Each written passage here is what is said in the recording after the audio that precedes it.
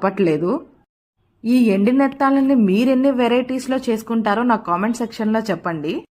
నేను చేసిన కర్రీ మాత్రం రుచి అయితే అదిరిపోయింది.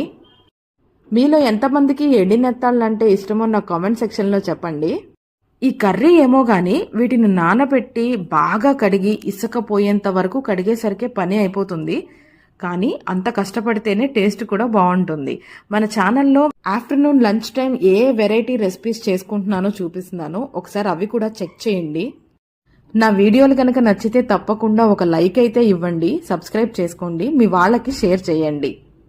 ఈ కర్రీ గుమగుమలైతే మా అపార్ట్మెంట్ మొత్తం వ్యాపించేసేసాయి. అందరూ కూడా ఎవరు వండుకుంటున్నారా అని డౌట్గా బయటకు వచ్చి చూసేసి వెళ్తారు. సీ ఫుడ్ అంటేనే వెరైటీగా స్మెల్లు వస్తాయి ఏంటో మరి. మీలో ఎంతమంది ఈ ఎండి నెత్తాలని ఎన్ని వెరైటీస్లో చేసుకుంటారో నాకు ఒకసారి కామెంట్ సెక్షన్లో చెప్పండి. అది ఇవాల్టి వెరైటీ రెసిపీ. వీడియో నచ్చితే